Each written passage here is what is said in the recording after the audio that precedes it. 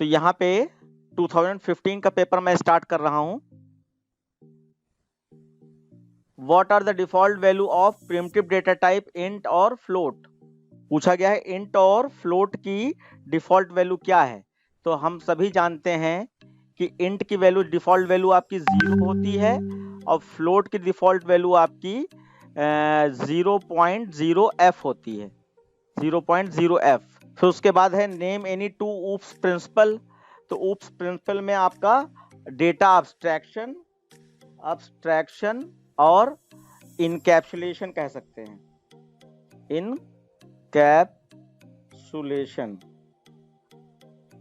फिर उसके बाद जो है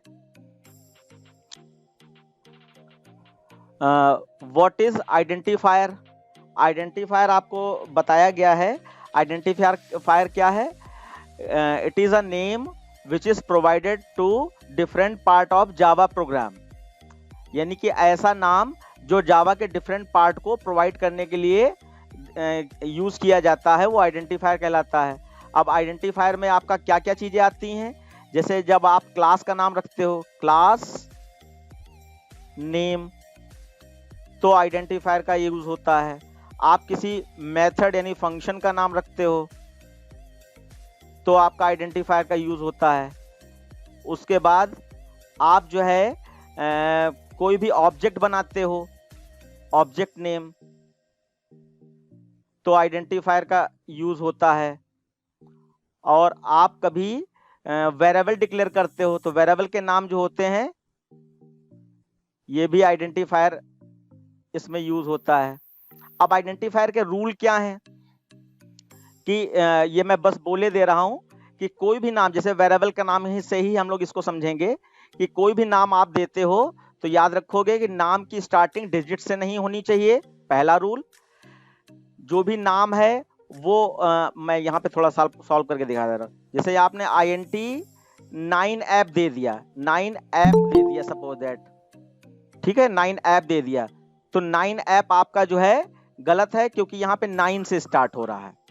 तो 9 से स्टार्ट नहीं होना, डिजिट से स्टार्ट नहीं होना चाहिए, तो ये आपका रॉन्ग है। दूसरा है कि जावा को कोई रिजर्व कीवर्ड नहीं होना चाहिए। जैसे आपने INT और यहाँ पे आपने मान लीजिए डू दे दिया, वेरिएबल का नाम डू दे दिया, तो डू आपका कीवर्ड होता है, तो कीवर्ड से नहीं होना चाहिए, कोई जावा का रिजर्व कीवर्ड नहीं होना चाहिए। ऐसे ही आपका एक और रूल है कि आपने INT EMP नेम ऐसे दे दिया, तो वेरिएबल के नाम में या किसी भी ये 4 तरीके के नाम जो बताए हैं किसी में भी स्पेस नहीं होना चाहिए। तो ये 3 रूल मेन है, बाकी आप जो है और भी नोट्स जो दिए गए हैं उनसे आप देखते रहिएगा। उसके बाद नेक्स्ट है आपका identify the literals listed below. तो इसमें लिटरल्स पर आपको ढूंढना है कौन कौन से लिटरल्स हैं। तो सबसे पहला आपका ये आपका 0.5 दिया है, तो 0.5 जो है आपका ये कैसा है? ये डबल लिटरल है, डबल लिटरल है। फिर उसके बाद आपका कैरेक्टर में ए दे दिया गया है सिंगल कोट्स में, ये आपका कैरेक्टर लिटरल है, कैरेक्टर लिटरल है। उसके बाद आपका यहां पर फॉल्स दिया है, फॉल्स, फॉल्स जो है आपका बूलियन लिटरल होता है, लिटरल। और फिर आपका यहां पर डबल कोट्स में ए दे दिया गया है, ये आपका स्ट्रिंग लिटरल होता है, स्ट्रिंग लिटरल होता है। तो ये आपके लिटरल पहचानना आपको आना चाहिए, ठीक है, ये हमने बता दिया आपको। उसके बाद जो है name the wrapper class of char type and boolean type. तो आपको बताया गया था डेटा टाइप और रैपर क्लास में सिर्फ आपका एक ही अंतर होता है कि रैपर क्लास का पहला कैरेक्टर अपर केस में होता है और डेटा टाइप का पूरा स्मॉल में होता है। जैसे कैरेक्टर है, कैर है, तो कैर की आपकी रैपर क्लास आपका हो जाएगा कैरेक्टर, जिसमें C बड़ा होगा, कैरेक्टर। और ऐसे आपका बूलियन,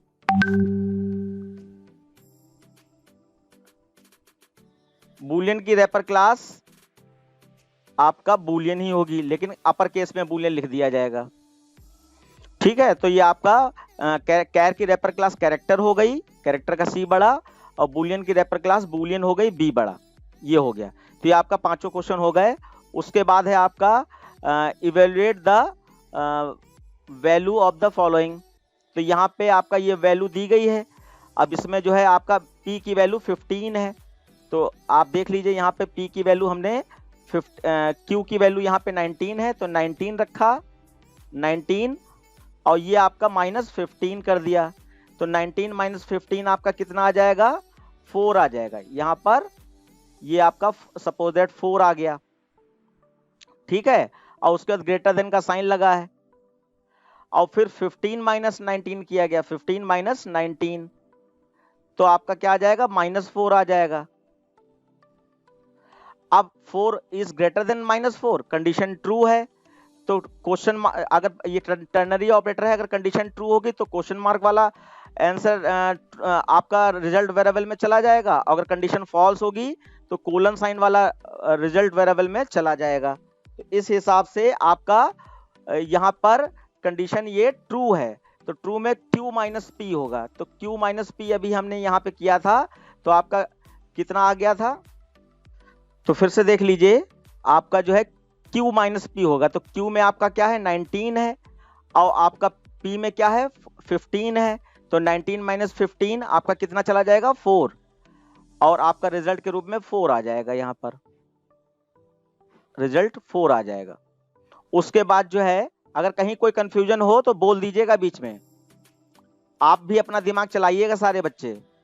उसके बाद आपका है arrange the following primitive data type in ascending order, यानी कि मेमोरी साइज के हिसाब से असेंडिंग ऑर्डर में अरेंज करें। असेंडिंग का मतलब छोटे से बड़े की ओर, छोटे से बड़े की। तो सबसे छोटा इसमें कौन सा है, बाइट, तो सबसे छोटा आपका बाइट हो गया, नंबर 1 पे बाइट हो जाएगा। नंबर 2 पे बाइट से बड़ा आपका कैर हो जाएगा, और फिर कैर से बड़ा नंबर 3 पे आपका हो जाएगा INT, और फिर नंबर 4 पे आपका डबल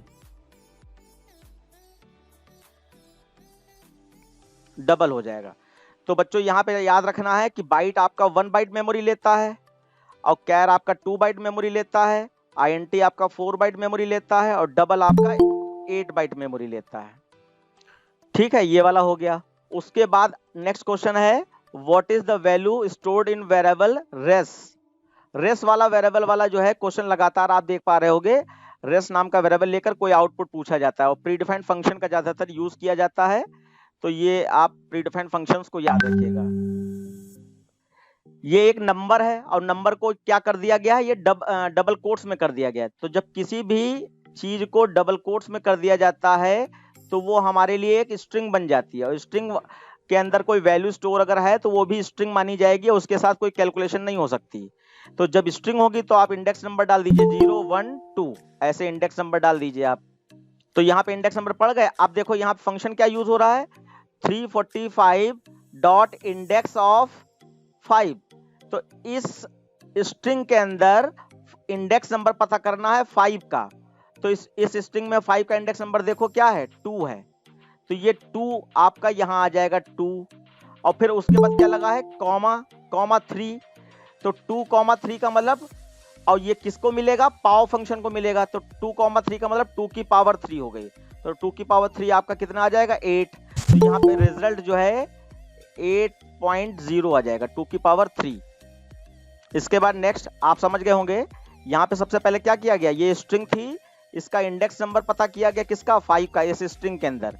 तो 5 का इंडेक्स नंबर आपका 2 निकला, तो यहाँ 2 आ गया, और फिर कॉमा 3। तो 2, 3 किसको मिलेगा, पाव फंक्शन को। तो ये 2 की पावर 3 8 कर देगा, और डबल में है इसलिए 8.0 कर दिया। उसके बाद है name the type of constructor. Name the type of constructor. तो यहाँ कंस्ट्रक्टर के टाइप में आप जानते हैं, एक आपका पैरामीटराइज कंस्ट्रक्टर होता है,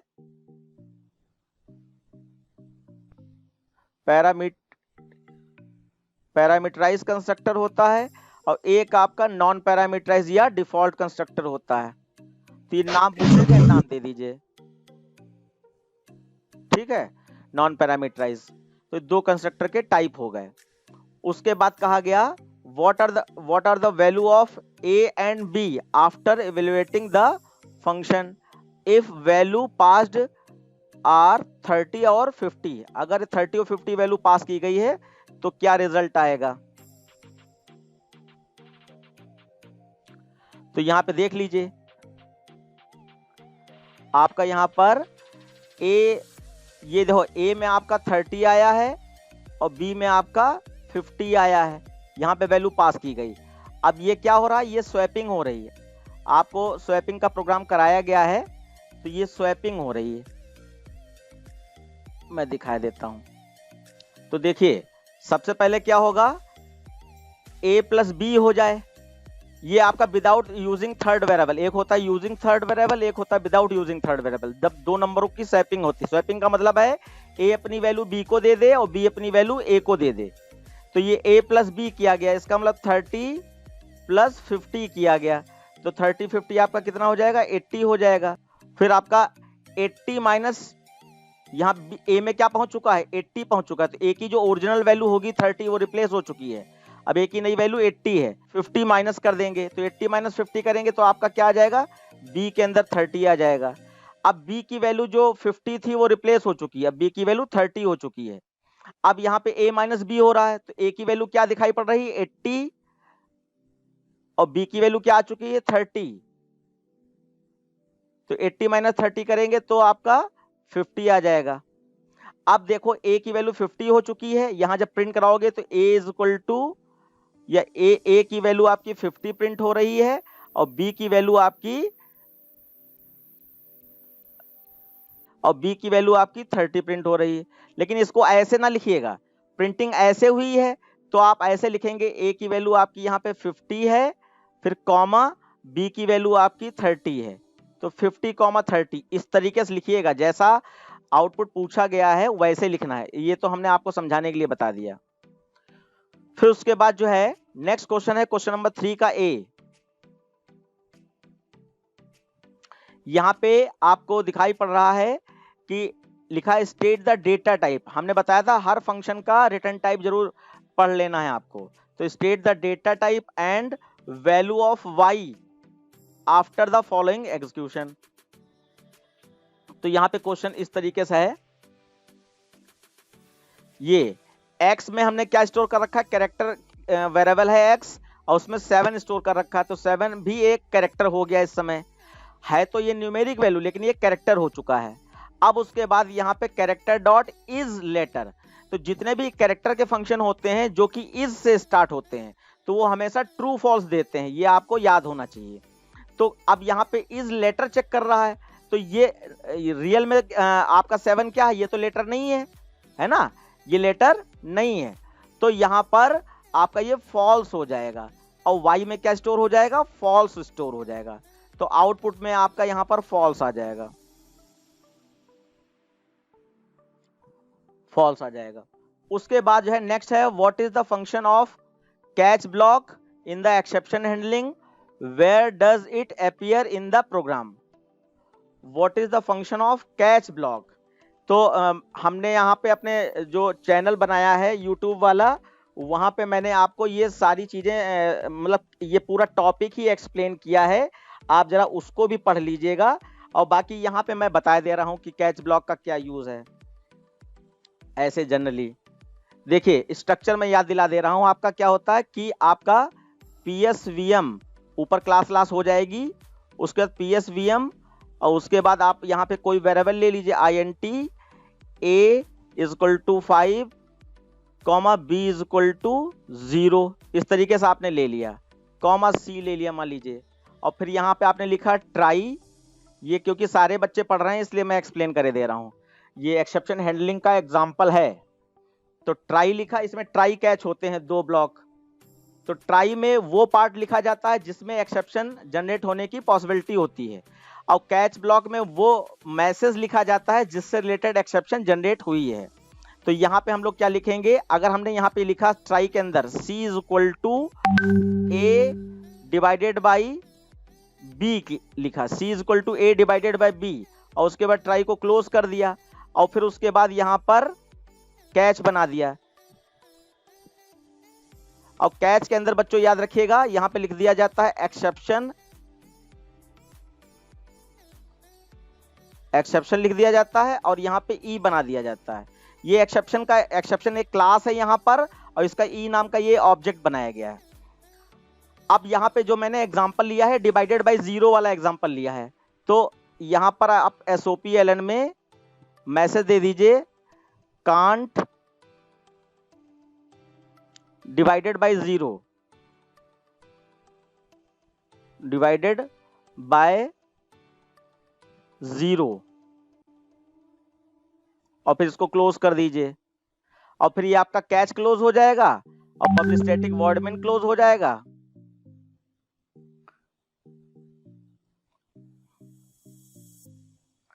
ये public static void main close हो जाएगा और क्लास क्लोज हो जाएगा। तो क्या होगा, जब ये प्रोग्राम एग्जीक्यूट होगा तो आपका कंपाइलर ट्राई ब्लॉक में आएगा और यहाँ 5 डिवाइडेड बाई 0 करेगा। तो 0 से कोई नंबर डिवाइड किया नहीं जाता है, तो क्या होगा, यहीं से एक्सेप्शन जनरेट होगी और कर्सर जो आपका यहाँ पे था कंपाइलर का कंट्रोल, वो जंप करके सीधे कैच में पहुंच जाएगा। और कैच के अंदर आने पर यहाँ पे आपने प्रिंट कर दिया है कांट डिवाइडेड बाई 0, तो ये मैसेज प्रिंट हो जाएगा और आपका प्रोग्राम एंड हो जाएगा। तो ये आपका यूजर डिफाइन एक्सेप्शन जनरेट करने का तरीका है, कि मतलब जो यूजर चाहता, देखो अगर ऐसे आप नॉर्मली ये ट्राई कैच ना यूज करते और आप ये प्रोग्राम बनाते C = A डिवाइडेड बाई 0, तो क्या होता कि कंप्यूटर या कंपाइलर जो है जावा का अपनी तरफ से एरर जनरेट करता। एरर जो है इसी से संबंधित होती, कांट डिवाइडेड बाई 0, लेकिन वो एरर ऐसी लिखी होती है, ऐसे कोड में लिखी होती है कि हम लोग समझ नहीं आ पाते कि यहाँ पे क्यों एरर आ रही है और क्या एरर आ रही है। तो अब वो मैसेज हम लोग डिकोड नहीं कर पाते हैं, तो हम चाहते हैं कि जब इस टाइप की ये वाली एरर आए तो जो हम मैसेज दे रहे हैं वो प्रिंट हो। तो उसके लिए यहाँ पर ट्राई कैच ब्लॉक का यूज किया जाता है। तो हमने बताया ट्राई ब्लॉक क्या है। ट्राई ब्लॉक वो जगह या वो प्लेस है जहां पे वो कोड लिखा जाता है जिसमें कोई भी एक्सेप्शन अकर्स होने की पॉसिबिलिटी होती है। और कैच ब्लॉक वो ब्लॉक होता है जिसमें उस एक्सेप्शन, जो एक्सेप्शन एरीज हुई है, उससे रिलेटेड क्या मैसेज यूजर देना चाहता है वो मैसेज SOPLN के अंदर लिख दिया जाता है। अब यहाँ पे क्वेश्चन पूछा गया था, what is the function of catch block in exception handling और where does it appear in the program. तो कैच ब्लॉक का एक्सेप्शन हैंडलिंग में क्या फंक्शन है, तो आप इसमें लिख सकते हैं कि कैच ब्लॉक वो प्लेस है जहां पे ट्राई ब्लॉक द्वारा जनरेट की गई एरर से रिलेटेड मैसेज प्रिंट कराया जाता है सिंपल लैंग्वेज में। और उसके बाद ये कहाँ लिखा जाता है, कहाँ अपीयर होता है, तो ये ट्राई ब्लॉक के बाद में या ट्राई ब्लॉक के नीचे लिखा जाता है। थोड़ा इंग्लिश भी पढ़ देते हैं। यहाँ पे लिखा है the catch block traps the exception and handle it in a program. It appear after the try block inside the method. इस तरीके से इसको समझ सकते हैं। उसके बाद नेक्स्ट क्वेश्चन है हमारा, और जहां जहां आपको लगे कि फोटो खींचना है, ये चीज हमें याद करनी है, तो आप स्क्रीनशॉट ले लीजिएगा जहां कहीं भी आपको लगे। हाँ, नेक्स्ट क्वेश्चन है state the output of the following. तो यहाँ पे आपका A नाम का एक स्ट्रिंग टाइप का वेरिएबल लिया जिसमें स्मार्टफोन लिया गया है, और B नाम का स्ट्रिंग टाइप का वेरिएबल है जिसमें ग्राफिक आर्ट लिया गया है। आप कभी भी स्ट्रिंग की कोई भी बात हो तुरंत इंडेक्स नंबर आप रफ वर्क में डाल दीजिए, 0 1 2 3 4 5 6 7 8 9, 0 1 2 3 4 5 6 और 7 बीच में स्पेस होगा, और फिर 8 9 10, ये आपका गया है। अब यहाँ पे सबस्ट्रिंग फंक्शन का यूज किया गया है, और सबस्ट्रिंग फंक्शन में हम लोगों को याद क्या रखना होता है कि जहां से तोड़ना है वो तो स्टार्टिंग फिक्स होती है। जैसे कि यहाँ पे 2 लिख दिया गया तो 2 इंडेक्स नंबर से तोड़े। सबस्ट्रिंग फंक्शन का मतलब याद है ना, किसी बड़ी स्ट्रिंग का सब पार्ट तोड़ने का काम होता है। तो यहाँ पे 2 से तोड़े, और जो एंडिंग होती है उससे कम तोड़ना होता है। तो यहाँ एंडिंग 5 दिया है, इसका मतलब 4 तक तोड़ना है। तो 2 से तोड़े 4 तक। तो 2 से 4 तक अगर देखें आप, तो ये किसके अंदर तोड़ना है, A के अंदर है। तो A के अंदर 2 से यानी A से, यहाँ पर A से, और 5 से एक कम यानी 4 तक। तो 4 तक आपका आई थिंक टी आया है, ये ए आर टी, तो आर्ट यहां से निकल आएगा, ये आपका एच में ए आर टी निकल आएगा। उसके बाद यहां पे देखिए, तो अब इसके बाद क्या कह रहा है कि बी डॉट सबस्ट्रिंग 8, तो सबस्ट्रिंग फंक्शन के दो ही फॉर्मेट हैं। पहला फॉर्मेट ये है जिसमें स्टार्टिंग एंडिंग बता दिया जाता है और एंडिंग से एक कम तोड़ना होता है, और दूसरा फॉर्मेट होता है कि सिर्फ स्टार्टिंग बता दिया गया, एंडिंग नहीं बताई गई। तो एंडिंग जब नहीं बताई जाती तो उस जगह से जहां पे जैसे ये 8 दिया है तो 8 से आखिरी तक पूरा तोड़ दे। तो यहाँ पे आपका क्या होगा, यहाँ पे 8 पे आपका आर्ट है, आर्ट का ए है, 8 पे आर्ट का ए है, तो ए से ए आर टी आर्ट पूरा तोड़ दे, तो ये पूरा ए आर टी आर्ट पूरा यहां तोड़ दिया, तो ए आर टी टूटेगा, और साथ में इसमें डॉट टू अपर केस लगा है, इसका मतलब ये अपर केस में भी कर दे, तो ये A R T small letter में टूट ए कैपिटल होगा और आर और टी स्मॉल होगा, और फिर ये टू अपर केस कर देगा, तो यहाँ के में अपर केस में ए आर, एक अपर केस में ए आर टी, ये टूट जाएगा, ये अपर केस में पूरा है। उसके बाद बच्चों यहां पर आपका एसओपीएल में एच प्रिंट कराया गया है, तो एच आपका क्या है, पहला वाला स्ट्रिंग, तो यानी ये स्मॉल में स्मॉल लेटर में ए आर टी प्रिंट कर दे, ये पहला प्रिंट कर देगा। उसके बाद दूसरा है आपका एसओपीएलएन में के dot equals ignore case H, तो के में आपका क्या है, के में आपका अपर केस में ए आर टी है, तो ए आर टी ये आ जाएगा, और यहां पे एच में क्या है, एच में स्मॉल लेटर में ए आर टी है, ए आर टी। अब यहां पे इक्वल्स इग्नोर केस, तो ये आपका इक्वल्स फंक्शन है, तो इक्वल्स फंक्शन का रिटर्न टाइप बूलियन टाइप होता है, और इग्नोर केस लगा दिया, इसका मतलब ये कैपिटल और स्मॉल पे ध्यान नहीं देगा, ये आपका ओरिजिन मतलब दोनों को सेम मानेगा, तो ये आपका ये क्या हो जाएगा, ट्रू हो जाएगा। और आपका पहला आंसर तो आपका ये हो गया था, और दूसरा आंसर आपका ट्रू आ जाएगा, ट्रू, और ट्रू स्मॉल में लिखा जाता है ऐसे, ट्रू अपर केस में नहीं लिखा जाता है, तो ये बाकायदे ट्रू प्रिंट होगा, क्योंकि एसओपीएलएन में दिया है ना, तो ये पूरा प्रिंट हो जाएगा ट्रू यहां पर। इस तरीके से आपके आंसर हो गया इसका। उसके बाद नेक्स्ट क्वेश्चन दिखाई पड़ रहा है, the access specifier fill in the blanks का क्वेश्चन है, the access specifier that gives most accessibility is and least accessibility is, तो आपका मोस्ट वाले में बिल्कुल सही कहा आपने, पब्लिक हो जाएगा, पब्लिक। जब सबसे ज्यादा एक्सेसिबिलिटी मिलती है तो वो किसके द्वारा मिलती है, पब्लिक के द्वारा। कोई भी फंक्शन वगैरह पब्लिक में डिक्लेयर करे तो वो हर जगह एक्सेस किया जा सकता है, और लीस्ट एक्सेसिबिलिटी का मतलब है प्राइवेट। ठीक है, तो ये आपका हो गया। उसके बाद नेक्स्ट क्वेश्चन है हमारा question number E. Name the mathematical function which is used to find sine, S-I-N-E, sine of an angle given in radians. यहाँ क्वेश्चन पूछ दिया गया है, ये question number math dot sign.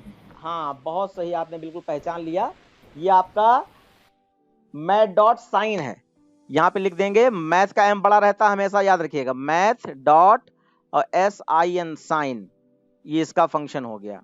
दूसरा है name a string function which removes a blank space provided in the prefix and suffix, तो ये आपका ट्रिम फंक्शन होता है, स्मॉल में TRIM, ट्रिम, आगे गोल वाला ब्रैकेट जरूर लगा दीजिएगा, ये फंक्शन की पहचान होती है।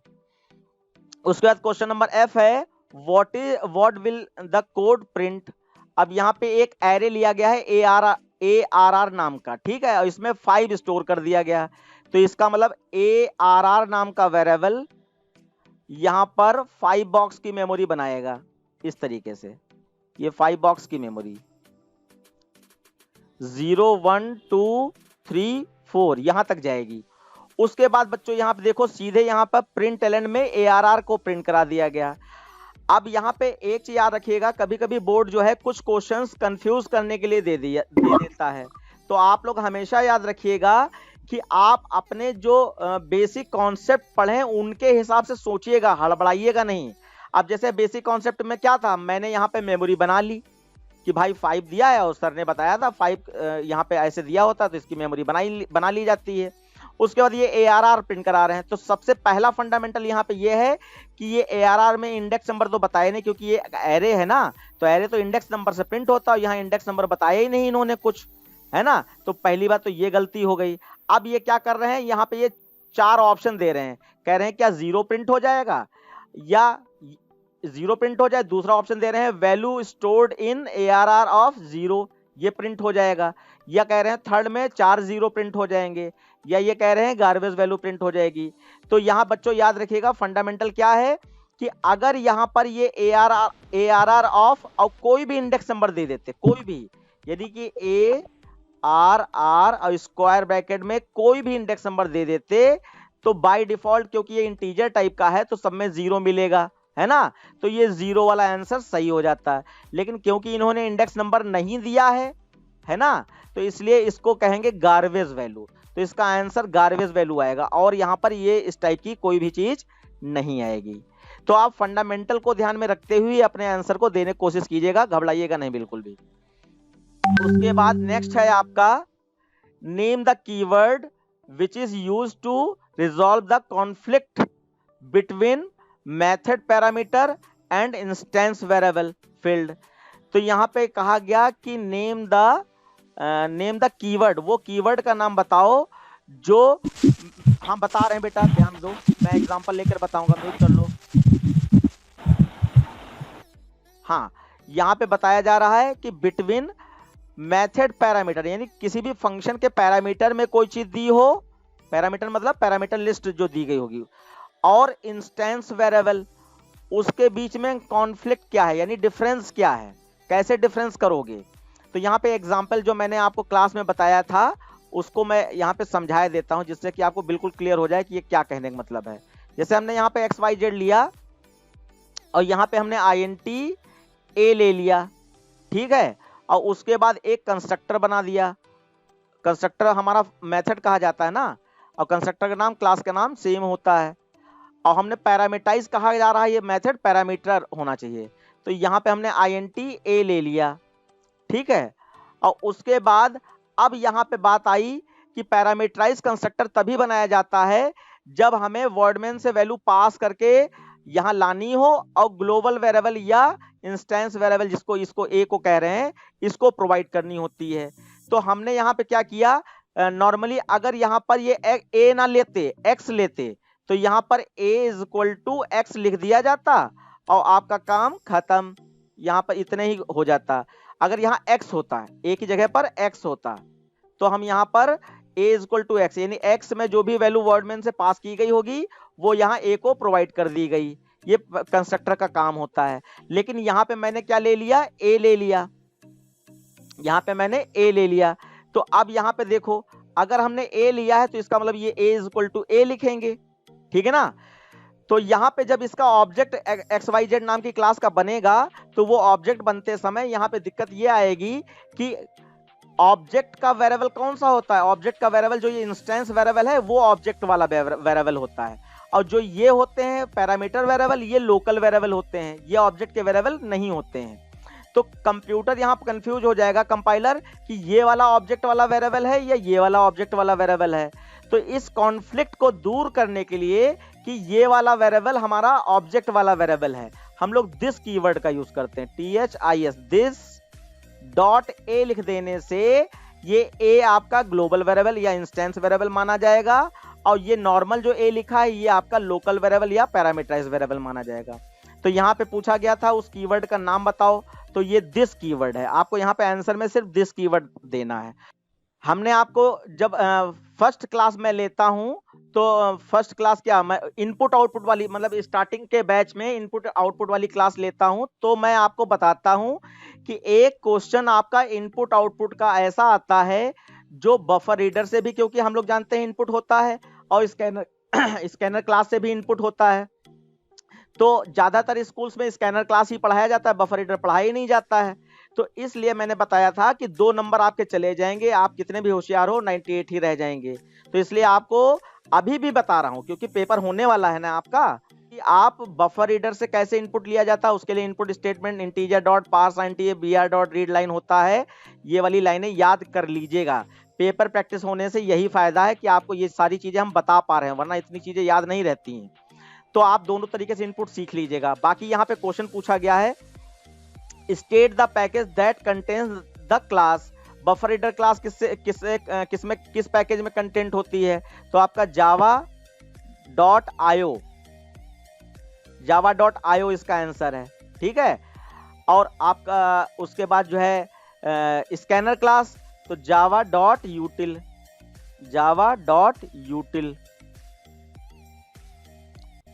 ठीक है। तो ये सेमीकोलन भी लगा सकते हैं। तो ये आपका होता है, तो ये java.util पैकेज में होता है, वो java.io मतलब इनपुट आउटपुट पैकेज। आगे ज्यादा ज्यादा आप लिख सकते हैं, पैकेज लिख सकते हैं। फिर उसके बाद ये आपका आउटपुट आ गया। अब आउटपुट देखिए, यहाँ पे आपका एक कैरेक्टर टाइप वेरिएबल लिया गया है, एक आपका इंटीजर टाइप वेरिएबल लिया गया है और डू वाइल लूप लगाया गया है। तो कभी डरना नहीं, डू वाइल लूप में एक बार आपका चलेगा ही चलेगा, चाहे कंडीशन ट्रू हो या ना हो। बस यही खास बात होती है डू वाइल लूप की। तो क्योंकि आप यहाँ पर डू पे आते हो, यहाँ से ये वैल्यू स्टोर कराएं, उसके बाद डू पे आए और सीधे अंदर आ जाते हो यहाँ पर, और ये वर्किंग चालू हो जाती है। आप देखो, अब यहाँ पे x की वैल्यू आपका क्या है? 97।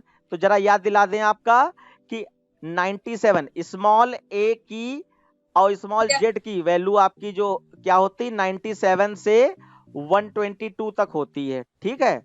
तो यहाँ पे हम लोग थोड़ा इसको समझ लेंगे। अब यहाँ 97 लिया गया है। अब 97 के आगे ये क्या किया गया है? ये टाइप कास्टिंग की गई, एक्सप्लिसिट टाइप कास्टिंग। गोल वाले ब्रैकेट में जब डेटा टाइप का नाम लिख दिया जाता है तो वो एक्सप्लिसिट टाइप कास्टिंग हो जाती है। तो एक्स में जो भी हो वो कन्वर्ट हो जाए। टाइप कास्टिंग का मतलब बच्चों याद होगा, एक डेटा टाइप को किसी दूसरे डेटा टाइप में कन्वर्ट कराना। तो यहाँ पे x कैसा है? इंटीजर है, और कैर लगाने से वो क्या हो रहा है? कैरेक्टर में कन्वर्ट कराया जा रहा है। और क्योंकि इंटीजर आपका जो है हायर प्रिसीजन होता है और कैरेक्टर लोअर प्रिसीजन होता है, इसीलिए ये एक्सप्लिसिट टाइप कास्टिंग की जा रही है। और अगर ये मतलब क्योंकि ये बड़े को छोटे में कन्वर्ट कर रहे हैं, और अगर छोटे को बड़े में कन्वर्ट करते तो खाली ch=x लिख देते और आपका काम हो जाता। लेकिन यहाँ पे बड़े को छोटे में कन्वर्ट करना है, इसलिए एक्सप्लिसिट टाइप कास्टिंग करनी पड़ रही है आपको। तो आपका यहाँ पे कैर लगाने से क्या हो, ये जो भी इसकी वैल्यू है वो कैरेक्टर में चेंज हो जाए। तो 97 आप देख पा रहे हो किसकी वैल्यू है? a की है, स्मॉल a की है। तो ये स्मॉल a में कन्वर्ट होके ch में स्टोर हो जाएगा, ch में स्टोर हो गया, और उसके ch को हम लोग प्रिंट करा रहे हैं। तो ln लगाया नहीं है, ध्यान रखना, ln नहीं। यहाँ जब कभी भी प्रिंटिंग होगी तो ln पे आपका दिमाग या आंखें जरूर जानी चाहिए कि ln है या नहीं है। तो सिंपल सा a प्रिंट हो जाएगा सबसे पहले। उसके बाद यहाँ आए, अब x ने अपनी डुप्लीकेट कॉपी कैरेक्टर में कन्वर्ट करके ch में स्टोर कराई। इसका मतलब ये नहीं कि x की वैल्यू 97 थी तो वो a बन गई, a बनी लेकिन उसकी डुप्लीकेट कॉपी आपका ch में स्टोर हो गई। x की वैल्यू अभी भी 97 ही है, ये टेम्परेरी रूप से हुआ और इसमें परमानेंटली स्टोर हो गया। उसके बाद x को अब 10 से डिवाइड कराएंगे, तो x को 10 से डिवाइड कराएंगे तो रिमाइंडर निकाल रहे हैं, तो 10 से 97 डिवाइड करा रहे हैं, इसका मतलब है। तो 97 10 से डिवाइड 97 मॉड बाई 10 कर रहे हैं। तो यहाँ पे 10 से डिवाइड नहीं होगा ये, तो रिमाइंडर क्या आएगा? कुछ भी आए, 0 नहीं आएगा, क्योंकि अगर पूरा पूरा कटता है तो 0 आएगा। तो मान लीजिए यहाँ पर आपका 1 आ गया, या कितना आएगा? 7 आएगा। 7 आपका 0 से मैच कर रहा है? नहीं कर रहा है, तो आपका इफ कंडीशन क्या हुई? फॉल्स हो गई। अब जब कभी भी किसी भी लूप के अंदर इफ कंडीशन दी होती है तो आपका विशेष तौर से ध्यान इस बात पे भी जाना चाहिए कि क्या उस कंडीशन के अंदर कर्ली ब्रैकेट ऑन ऑफ है। तो अगर नहीं है तो आप याद रखिएगा कि इसमें सिर्फ ये एक लाइन इफ के अंदर है, बाकी सब इफ से बाहर है। तो क्योंकि हमारा यहाँ पर कर्ली ब्रैकेट नहीं है तो ब्रेक खाली इफ के अंदर माना जाएगा, और वो भी तब एग्जीक्यूट होगा जब कंडीशन ट्रू होगी, और बाकी इफ से आप बाहर आ जाओगे। तो ये इफ से बाहर आ गए, आप बाहर आ गए, और यहाँ x प्लस प्लस हो गया। तो आपका यहाँ पर 97 से कितना हो गया? 98 हो गया, 98 हो गया। और 98 आपका ये 97 a का होता है तो 98 b का हो गया। अभी आपका क्योंकि यही आना है। अब यहाँ पे आए नीचे, अब ये 98 चेक हो रहा है, 98 छोटा है 100 से, तो कंडीशन ट्रू है, और यहाँ से सीधे आपको डू पे चला जाना होता है, डू पे।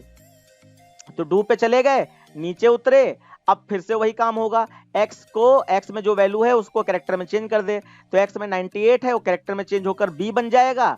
और उसके नीचे आए CH प्रिंट करा दिया, इसका मतलब B प्रिंट हो गया। और कोई स्पेस, हाँ यहाँ पे अगर स्पेस है वहाँ पेपर में देख लीजिएगा तो स्पेस दे दीजिएगा। वैसे एग्जामिनर भी इस चीज को इग्नोर कर देता है थोड़ा बहुत।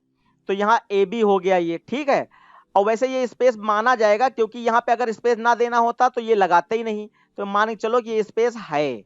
ये भी एक कॉमन सेंस यूज करना है आपको यहाँ पर, ये स्पेस है क्योंकि यहाँ डबल कोट्स लगाए गए हैं, तो ये एक स्पेस आ गया। और एलन नहीं लगा इसलिए लाइन चेंज नहीं होगी। अगर ये ध्यान ना दिया होता तो बी को नीचे कर देते तो आधा नंबर इसी बात का कट जाता आपका।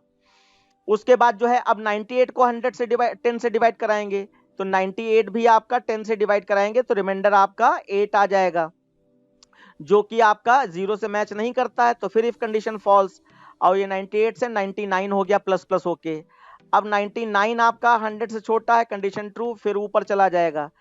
और आपका 99 जो है किसका बन जाएगा, C का बन जाएगा। तो आपका ये कैर से ये C में कन्वर्ट हो जाएगा। फिर आपका CH प्रिंट हुआ, इसका मतलब C प्रिंट हो गया आपका। C प्रिंट होने के बाद में अब 99 100 से डिवाइड कराओगे तो रिमाइंडर 9 आ गया। 9 0 से मैच नहीं हुआ तो फिर आप बाहर आ गए। x प्लस प्लस होकर ये आपका हो गया 100। अब 100 100 के, ध्यान देना, 100 100 के बराबर है, कंडीशन फिर से ट्रू हो गई और फिर लूप ऊपर चला गया। अब 100 का यहाँ पर आपका स्मॉल d हो जाएगा। अब ये फिर से डू से नीचे आएंगे और ये 100 आपका यहाँ पर d बन जाएगा। और d को प्रिंट करा दिया तो आपका यहाँ पर d आ गया। और d आने के बाद में फिर 100 को 10 से डिवाइड कराएंगे तो रिमाइंडर क्या आएगा, 0। और 0 0 से मैच हो गया तो ब्रेक से क्या होगा, लूप से बाहर आ जाएंगे। ठीक है, लूप से बाहर आ गए। तो इस हिसाब से कभी भी आउटपुट जब लिखिएगा तो सबसे पहले तो एक रूल याद रखिए, आउटपुट हेडिंग डाल दीजिएगा। आउटपुट ऐसे हेडिंग डाल दीजिएगा और उसके बाद आउटपुट लिखिएगा। ठीक है, ये भी एक आदत में डाल दीजिएगा, अच्छे बच्चों की निशानी होती है। तो आपका इस तरीके से आंसर निकाल लिया गया। ठीक है, अब उसके बाद नेक्स्ट क्वेश्चन है, right the Java expression a square. तो यहाँ पे आप सिंपल सा, हमने बताया था जब पावर आपका 2 से ज्यादा हो तो मैट डॉट पाव का यूज कर लो, और नहीं तो आप जो है a इंटू ए भी कर सकते हो, तो कोई दिक्कत नहीं। तो यहाँ पे हम a इंटू ए ही कर रहे हैं, और लेकिन आप इंटू का साइन स्टार ही बनाना, क्रॉस वाला साइन ना बनाना है, नहीं तो उस पर भी नंबर कट जाता है। और नहीं तो आप यहाँ पर मैट डॉट पाव भी यूज कर सकते हो, a, 2। उसके बाद प्लस b का स्क्वायर, तो यहाँ पर b इंटू बी हो गया। और उसके बाद आपका क्या है, डिवाइड, तो ये डिवाइड कर दिया, 2 into A plus a into B. अब ये डिवाइड में पूरा पोर्शन है, इसलिए हम चाहें तो इसको ब्रैकेट में भी रख सकते हैं, अगर नहीं लगाओ तो कोई खास फर्क नहीं आएगा। ठीक है, तो ये आपका आंसर हो गया, इस तरीके से लिख देंगे। उसके बाद यहाँ पे लास्ट क्वेश्चन है आपका, एक्सप्रेशन दिया गया है z is equal to plus plus Y multiply bracket में y प्लस प्लस और फिर प्लस 5। जरा 1 मिनट आपको दे रहे हैं, इसका आंसर निकाल के दिखाइए जरा, या आप 176। अरे वाह, यानी कि पहले से आप पढ़े बैठे हो, बहुत अच्छी बात है, क्योंकि जब तक पढ़ोगे नहीं तब तक वो चीजें आएंगी भी नहीं। 176 इसका आंसर आ रहा है। ठीक है, अब इसको सॉल्व करने का एक बार तरीका हम लोग देख लेते हैं। यहाँ पे y की वैल्यू 10 है, तो आपका ऑपरेटर प्रेसिडेंस के हिसाब से इसको वर्क करना है आपको। तो ऑपरेटर प्रेसिडेंस में आपको याद दिलाए देता हूं एक बार, ऑपरेटर प्रेसिडेंस क्या है, पहले ब्रैकेट सॉल्व करो, उसके बाद आपका plus plus minus minus solve करो, मतलब उसकी वैल्यू निकाल लो। उसके बाद आपका इनटू डिवाइड और मॉड, ये सेम प्रेसिडेंस के हैं, यानी लेफ्ट टू राइट की ओर सॉल्व करते समय अगर इनटू मिल गया तो इनटू पहले सॉल्व होगा, या अगर डिवाइड मिल गया तो डिवाइड पहले सॉल्व होगा, या मॉड मिल गया तो मॉड पहले सॉल्व होगा। उसी तरीके से प्लस और माइनस ये सेम प्रेसिडेंस के हैं, अगर लेफ्ट टू राइट की ओर चलते समय सॉल्व करते समय एक्सप्रेशन को अगर प्लस पहले मिल जाए तो प्लस सॉल्व होगा, अगर माइनस पहले मिल जाए तो माइनस सॉल्व होगा, क्योंकि ये दोनों बराबर हैं। तो यहाँ पे पहले वैल्यू डाल दें, तो x की y की वैल्यू 10 थी, प्लस प्लस होकर कितनी हो जाएगी, 11 हो जाएगी, और फिर 11 यहाँ जाएगा और यहाँ कोई वैल्यू चेंज नहीं होगी क्योंकि पोस्ट हो रहा है, तो ये 11 ही रह जाएगा, प्लस और फिर आपका ये 5। अब ब्रैकेट पहले सॉल्व होता है, तो 11 प्लस 5, तो आपका यहाँ पर कितना हो जाएगा 16 इंटू और 11। अब यहाँ पर 16 इंटू 11 करोगे तो जो भी आपने बताया था 176 ये आपका आ जाएगा। ठीक है, तो इस हिसाब से आपका ये आंसर आ गया। तो यहाँ पे ये पेपर सॉल्व करने में आप लोग कॉपी पेन लेकर हमेशा बैठा कीजिए, और आपको पेपर में आंसर कैसे आ रहे हैं उस चीज पे तो ध्यान देना ही है, लेकिन उससे ज्यादा ध्यान ये देना है कि कहाँ पे हम कौन सी चीज आपको याद रखने के लिए बताते हैं कि यहाँ पे ये गलती हो जाती है, यहाँ पे ये गलती हो जाती है। अगर इनको किसी बच्चे ने नोट कर लिया तो उसको रियल में बहुत बड़ा फायदा होगा, क्योंकि आप मान चलिए कि एक ऐसे जनरल एक्सपीरियंस करें कि 99% बच्चों को पेपर आ रहा होता है, लेकिन गलती हो जाने से आपका नंबर 100 ना होकर 95 रह जाता है, 92 रह जाता है। तो गलती ना हो, अगर ये बचा ले गए तो आपका 100 आउट ऑफ 100 कोई रोक नहीं सकता है। ठीक है, ठीक है, okay, bye bye. Bye bye sir. Thank you sir. Bye bye sir. Bye bye बेटा।